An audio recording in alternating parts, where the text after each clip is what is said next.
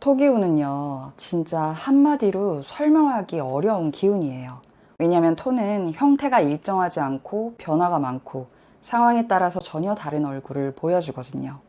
그래서 토기운을 마스터하면 사주를 마스터한 거다라고 말할 정도죠. 일단 양토부터 볼게요. 무토, 진토, 술토 같은 기운인데요. 양토의 경우는 화기운이 만든 백을 이어받아서 사방으로 펼치는 운동을 해요.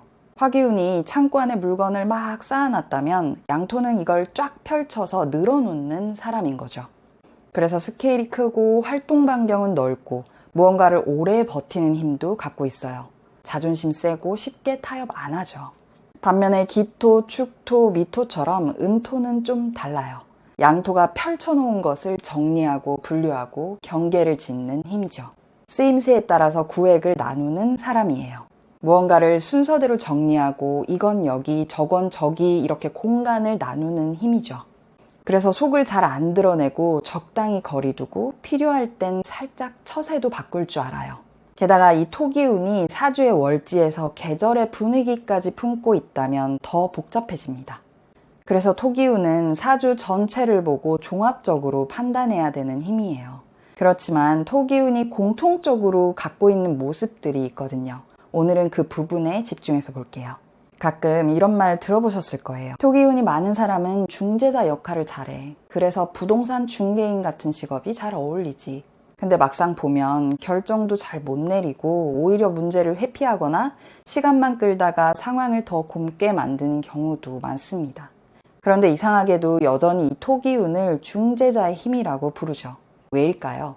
그 이유는 토기운은 옳고 그름을 판단하는 판단력이 뛰어나서가 아니라 모두의 입장을 들어주고 감정을 진정시키는 힘이 있기 때문입니다. 토기운이 많은 분들은 흑백 논리라던가 이분법적인 판단을 싫어해요. 그래서 일단은 판단을 유보하고 다양한 입장을 들은 다음에 중재를 시도하죠. 누가 옳은가를 찾기보다는 모두가 괜찮은 길이 없을까를 찾는 성향이에요. 그래서 결정도 좀 느리고 때로는 우유부단해 보이기도 하지만요. 최대한 수용하고 포용해보려는 토기운만의 중재 방식이죠. 그래서 토기운을 단순히 사람과 사람 사이를 연결하는 중재의 힘이다라고 말하기에는 좀 아까워요. 관계 안에서 타인을 편안하게 만들고 사람 사이에서 긴장을 풀어주는 데에 능숙한 사람이니까요. 그래서 결국 토기운의 가장 강력한 힘은 관계 능력이에요. 내 사주에서 토기운을 잘 쓰고 있는지를 확인하고 싶다면 내가 사람들하고 소통을 잘하고 있는지, 사람들 사이에 있을 때 편한 분위기를 만들고 있는지, 누군가를 판단하기보다는 이해하려고 하는지를 파악해 본다면 알 수 있습니다. 관계에서 토기운이 많은 분들을 보면 딱 이런 말이 떠올라요. 참 좋은 사람인데 왠지 가까워지기는 좀 어렵다. 겉으로는 늘 조용하고 온화하고요. 말도 차분하고 크게 웃지도 않고 화도 잘 안 내요. 평화를 깨지 않기 위해서 갈등이 생기지 않게 하려고 나름대로 최선을 다하는 거예요. A에게도 B에게도 C에게도 D에게도 모두 평등하게 잘해주는 사람이 토기운이죠. 그래서 나중에는 상대방이 좀 배신감을 느끼고 서운해할 수도 있어요. 나한테만 잘해주는 줄 알았는데 하고 말이에요. 왜 이렇게까지 토기운은 균형과 평화를 중요시할까요? 그건 토기운이 가운데에 있는 힘이기 때문이에요. 토는 화기운과 금기운의 사이에 있죠. 화기운이 감정을 터트려서 100가지 부풀린다면 금기운은 이걸 냉정하게 잘라서 1로 줄이잖아요. 그 사이에서 토기운은 늘 완충하고 조율하고 중심을 잡는 역할을 하죠. 그러니까 토기운은 누가 옳고 그른지를 따지기보다는 모두가 무너지지 않게 균형을 맞추려고 해요. 그래서 속마음도 잘 안 드러내고 늘 그 자리에 묵묵히 있어주려 하죠. 토기운은 강요도 잘 하지 않아요. 누굴 쉽게 판단하지도 않죠. 바로 이런 힘을 가지고 있기 때문에 사람들은 토기운이 많은 분들을 좋아하는 거예요. 기꺼이 그들이 하는 말을 받아들이죠. 그리고 이게 토기운이 중재자의 힘을 가졌다고 말하는 이유입니다. 이처럼 토기운이 많은 분들은 사람과 사람 사이에서 중재하고 연결해주는 능력이 탁월합니다. 꼭 말로 중재하지 않아도 그 사람이 만든 환경이나 시스템 안에서 자연스럽게 갈등 없이 이어지게 만들죠. 대표적인 인물이 바로 배달의 민족 창업자 김봉진 대표예요. 그는 사주에 토기운이 많은 사람인데요. 배달의 민족은 단순히 배달 서비스를 만든 게 아니라 사람과 사람 사이를 연결하는 아이디어를 만든 거죠.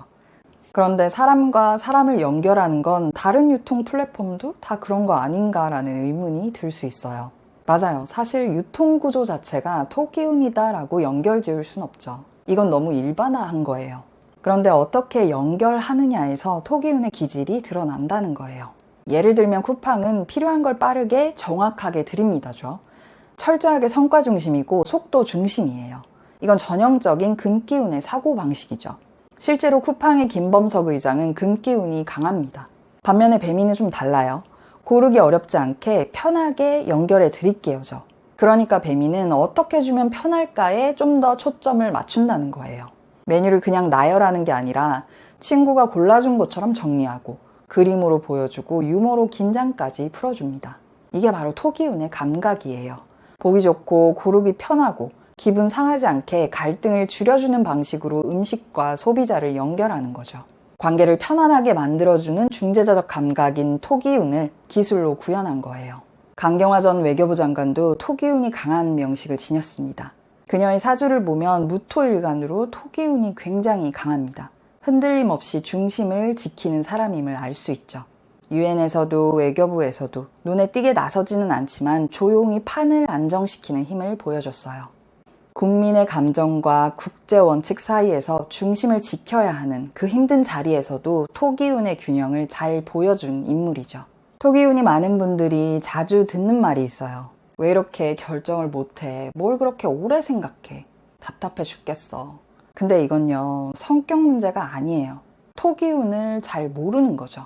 토기운은요, 느려 보이지만 고집은 세고 유해 보여도 절대 쉽게 물러서지 않아요. 겉과 속이 다르다는 게 아니라 버티고 살아남는 방식이 좀 다른 거예요. 토기운은 오행의 중심이죠.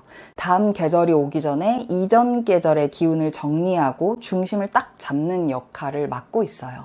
그래서 시작보다는 지속하는 것에 강한 기운이에요. 토기운은 느리지만 끝까지 가는 사람이다라고 볼 수 있어요. 무언가를 시작하면 끝까지 책임져야 한다는 걸 본능적으로 알고 있죠. 그래서 더 조심스럽고 더 느려지는 거예요. 변화보다는 버티는 힘에 집중하고 어설픈 성공보다는 오래가는 단단함을 더 가치 있게 여깁니다. 토기운이 많은 분들이 선택과 결정을 할 때에는 지금의 안정된 상태를 깰 것인지 아닌지를 신중하게 따져보죠. 지금 그대로도 괜찮은데 굳이 바꿔야 할까? 라고 스스로에게 늘 묻고 고민하기 때문에 느려 보일 수 있어요. 토기운에게는 이 자체가 리스크 관리 방식인 거죠. 어설프게 움직였다가 전체의 균형이 깨지는 걸 진짜 진심으로 싫어하거든요. 그래서 토기운에게 필요한 건요, 할 수 있어 이런 동기부여가 아니라요, 명확한 목표와 반복 가능한 루틴을 정하는 게 가장 먼저 필요해요. 명확한 목표가 삶에 없다면 토기운은 좀 미루고 게을러지는 면이 더 심해지거든요. 명확한 목표라는 이 틀만 잡아주면 토기운은 그 안에서 스스로 착착 굴러가요. 그리고 그 누구도 막을 수 없죠. 토기운이 많은 분들은요, 뭔가 엄청 눈에 띄는 스타일은 아니에요. 근데 묘하게 든든하죠. 늘 조용히 묵묵히 중심을 딱 잡고 있거든요.